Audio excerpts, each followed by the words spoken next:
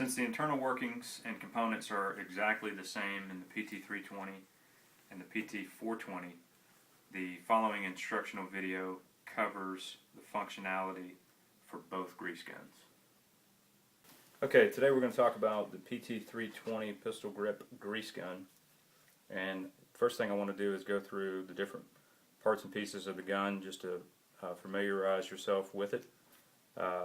The product comes assembled in this manner with the head on the barrel. This is the pistol grip part of the gun, so that's where that comes from, that description. The grease gun head. This is the air release valve, which will come in handy for purging air out of the grease cartridge, or if you bulk feed it. And then over here is the 4-inch pipe. So out of the box, the pipe is disassembled, so you'll need to assemble that onto the grease gun head, and you can typically do this by hand. Just get it nice and tight by hand. Seems to work really well. The other part is the plunger handle, which is here on the bottom. This is what you pull back to load a cartridge in, and we will go through explaining a couple of things on the next clip here with the locking plunger feature, and we'll go through loading the grease gun. Okay, the next thing we're going to do is disassemble the PT320, and we're going to take a closer look at the components inside the grease gun and learn a little bit about how things work. So to disassemble it, simply just rotate the barrel in a counterclockwise motion, and it will unscrew itself from the grease gun head. Once you do that, you can then unscrew the end cap, and we're going to pull the plunger out of the grease gun barrel, and we'll talk a little bit about its functionality and features.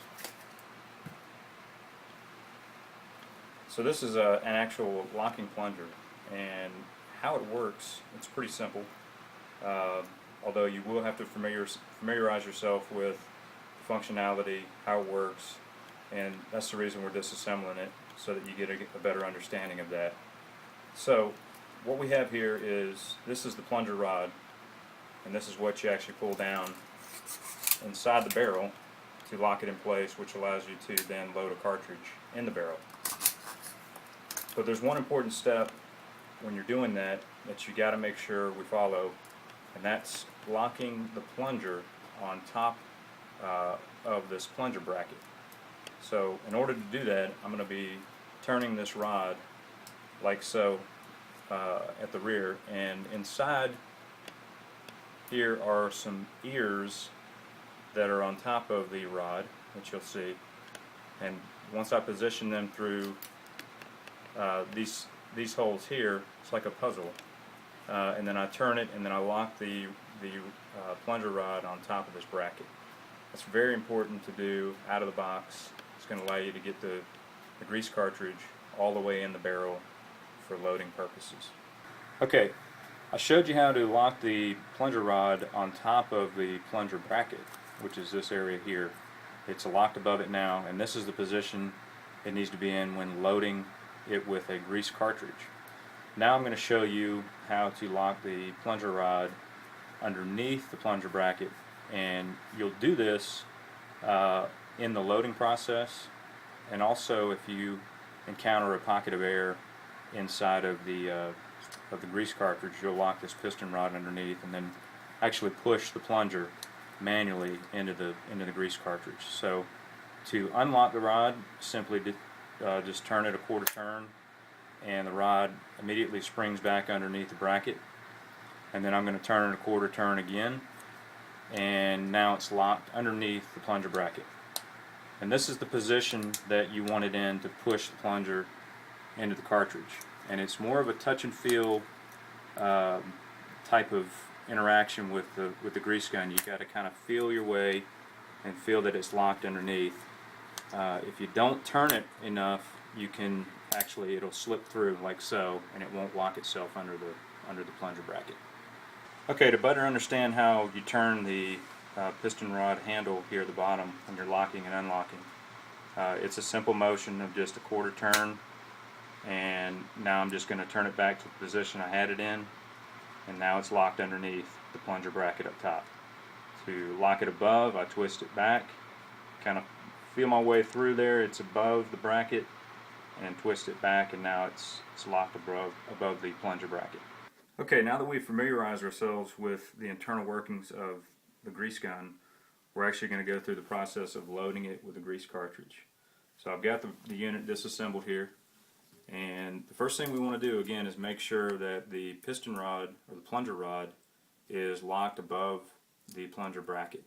So in order to do that, I got to kind of touch and feel and twist the plunger rod through the opening there, the puzzle, and now the rod is locked above the plunger bracket. So we're ready for loading the product with a grease cartridge, which we'll do now. Pull the plunger rod back, lock it in place underneath. Now I've got a brand new cartridge of grease here we're going to open up.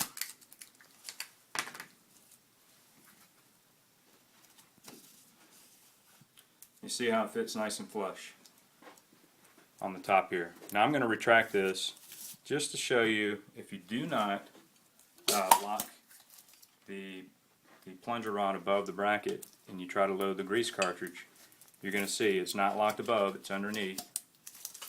So when I pull that rod back and I put in a grease cartridge, you see that it sits above the lip of the barrel here about a half an inch. So that's going to cause an issue when you're trying to put the head back on the grease gun barrel. You simply can't do it. That's the whole reason you have to follow these instructions with locking the plunger rod above the bracket like so. And now we're just going to go ahead and pull it back again. Place our grease cartridge in.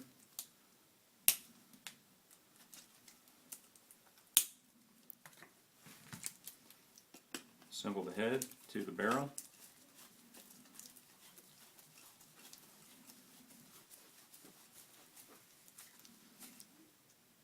Nice and tight. Now I'm actually going to go through the process of unlocking the plunger rod. I've unlocked it, and now it's pushed entirely into the cartridge of grease. But the next step we want to follow is actually what I showed you earlier, locking the plunger rod under the bracket, and then we're going to go ahead and purge the air out of the grease cartridge and get the plunger set into the grease cartridge so that we can pump grease. So in order to do that, I'm going to pull the rod back. You see how I get that drop there? I'm going to do a quarter turn, and I should be locked underneath the plunger, or underneath the plunger bracket, which I am. And now I've depressed the air release valve up top here, and you should have heard that purge of air come out of the grease cartridge. Now that I've done that, I can unlock the rod, push it into the barrel, and I like to hold this air release valve down so that I can get a full incremental pump of grease through the head. And it'll spit a little bit, but eventually it won't, and you have successfully loaded the PT320 with a grease cartridge.